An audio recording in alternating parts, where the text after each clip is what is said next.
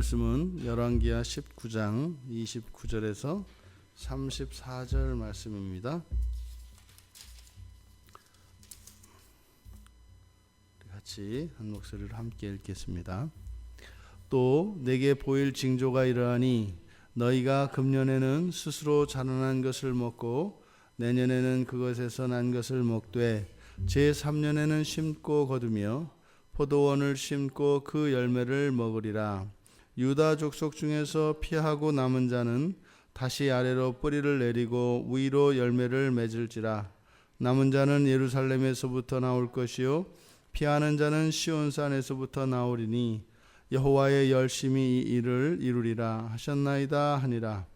그러므로 여호와께서 아수르 왕을 가리켜 이르시기를 그가 이 성에 이르지 못하며 이리로 화살을 쏘지 못하며 방패를 성을 향하여 세우지도 못하며 치려고 토성을 쌓지도 못하고 오던 길로 돌아가고 이 성에 이르지 못하리라 하셨으니 이는 여호와의 말씀이시라.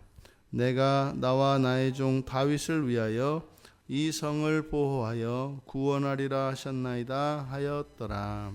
아멘. 히스기야의 세 번째 기도, 구원하여 주십시오라고 하는 것이죠. 세 번째의 기도에 대한 여호와 하나님의 응답에 대해서 기록하고 있습니다.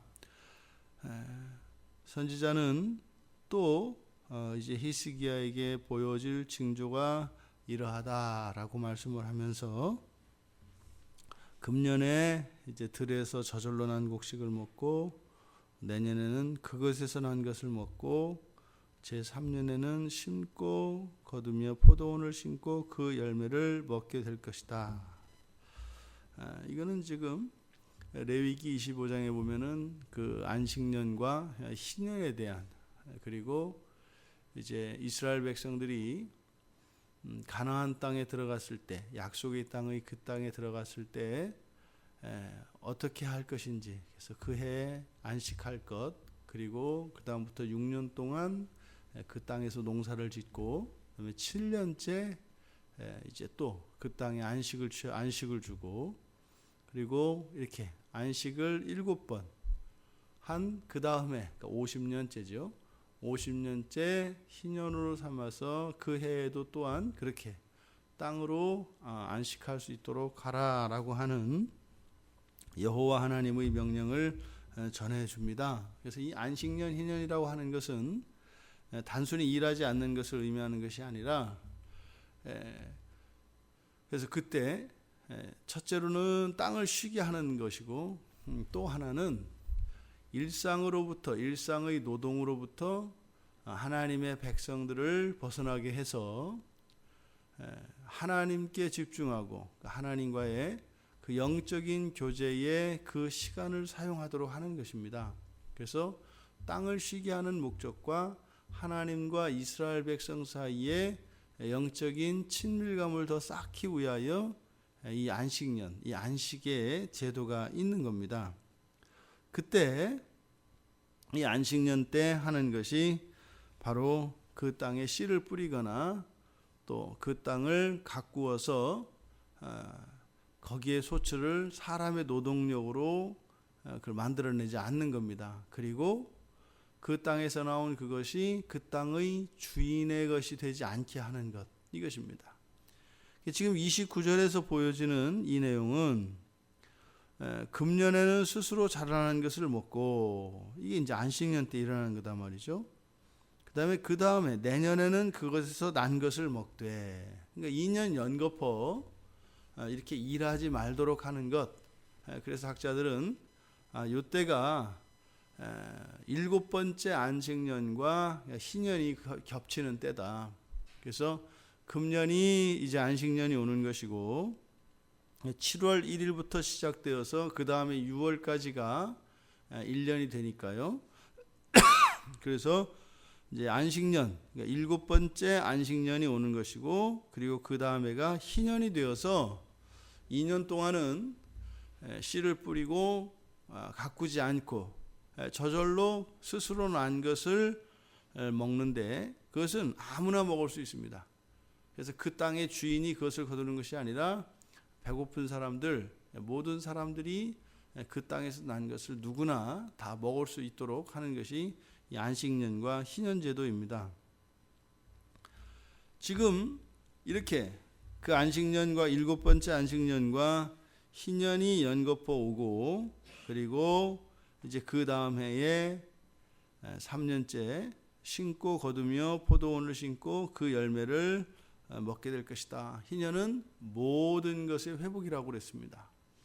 그래서 그동안 빚으로 자기의 땅을 다른 사람에게 넘겨두었던 사람들, 또 이런저런 이유로 인해서 가난했던 이 모든 사람들이 자신들의 조상들의 땅, 그 유업을 물려받음으로써 모든 것이 다시 새롭게 시작되어 회복되는 것을 의미합니다.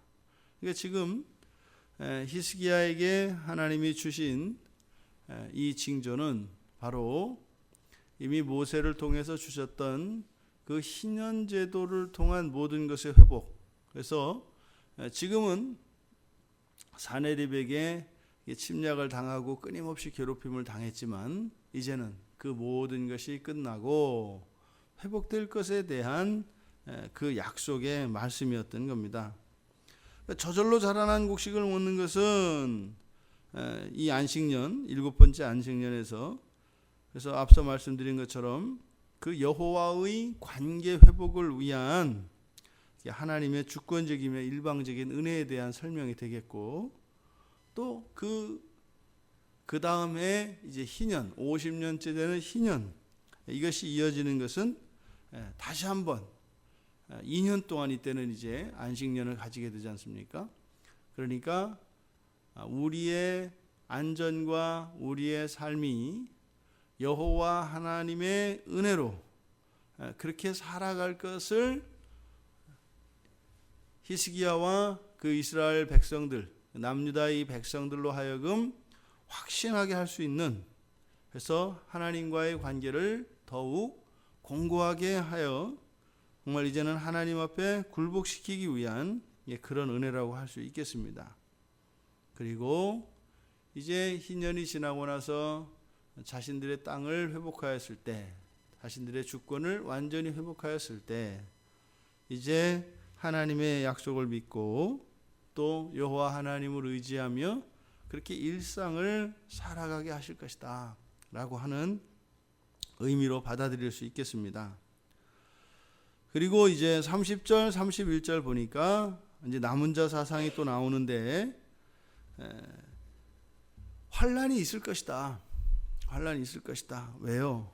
그러니까 피하고 남은 자, 그러니까 피한 자와 남은 자를 이야기하기 때문에 분명히 환난은 있을 것이다. 환난은. 하지만 그것으로 인해서 이 하나님의 백성들, 이 성읍의 그 백성들이 몰살되거나 없어지는 것이 아니라 살아남은 그 사람들은 숫자는 좀 줄어들지라도 앞으로 어떻게 될 것이다.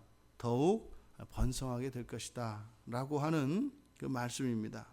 그리고 이제 32절 33절에서 구원에 대한 그 확실한 그 적이 이 유다 예루살렘으로 발을 들이지 못할 것에 대해서 반복하는데, 산헤립은 이 도성에 이르지도 못할 것이다 라고 하는 이 말을 32절의 시작과 33절의 끝에서 반복하면서 산헤립이 결코 이 예루살렘 성에 땅을 딛지 못할 것이다 라고 이것을 강조해서 나타내고 있습니다. 그래서 들어오지도 못할 것이고 활 한 번도 쏴보지도 못할 것이고 접근도 못하고 공성도 쌓지 못할 것이다. 심지어는 어떻게 해요? 방패도 이쪽을 향하여 들지 못할 것이다. 패해서 패퇴하게 할 것을, 패해서 되돌아가게 될 것을 이야기하는 것이죠. 이러한 회복과 구원의 이유가 마지막 34절에서 바로 나와 나의 종 다윗을 위하여, 이것을 줄여서 말하면 언약이겠죠. 그래서 하나님께서 구원하시는 이 구원의 근거가 언약에 있다라고 하는 것을 약속하여 주십니다. 그래서 이스라엘의 구원은 항상 언약에 기초합니다. 언약에 기초한다는 것은 하나님의 신실하심에, 그리고 우리들이 하나님 백성들이 하나님께로 돌이키게 되면 하나님의 신실하심이 우리를 구원하시게 된다는 것입니다. 이 시대를 살아가는 우리들은 그 예수 그리스도께서 맺어주신 새 언약에 기초한 삶을 살아갑니다. 이미 우리의 마음판에는 하나님의 모든 율법이 새긴 바 되었고요.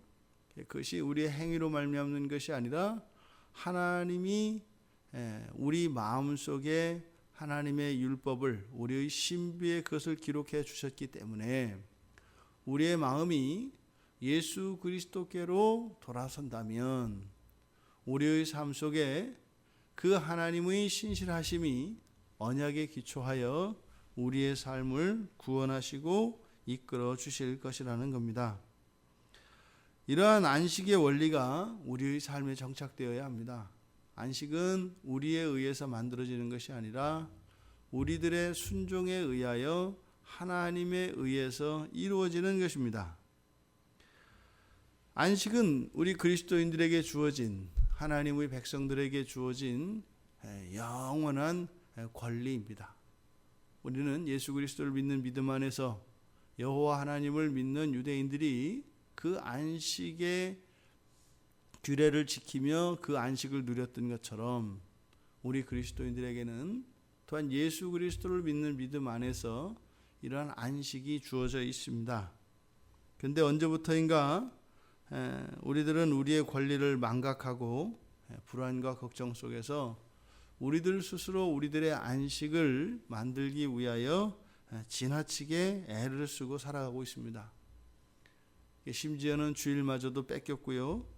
또 아니면 스스로 그냥 포기하고 그렇게 살아가고 있는 우리들의 삶의 모습을 되돌아보아야 할 것입니다. 예수 그리스도를 믿는 믿음은 구약에서 주어졌던 이 안식에 연속되어집니다. 과연 우리들의 삶 속에 이런 안식, 그 안식은 일상의 노동으로부터의 완전한 해방을 의미하고 또 하나님과의 영적인 그 친밀감을 높이는, 그래서 하나님께 집중하며 또 너와 나 그리고 빈부귀천에 이런 차별이 없는 그러한 것을 안식이라고 했는데, 과연 우리가 예수 그리스도를 믿으며 이 세상을 살아가는 우리들의 삶 속에 이러한 안식의 그런 향유가 있는지, 그리고 실제로 믿음 안에서 이렇게 우리의 일상의 모든 노동으로부터 떠나 하나님께 집중하는 이것들이 우리에게 의미가 되고 있는지, 그것을 되돌아보며 정말 끊임없이 일하고 무엇인가를 위하여 준비하지 않으면 안 되겠다라고 하는 생각을 가지고 살아가는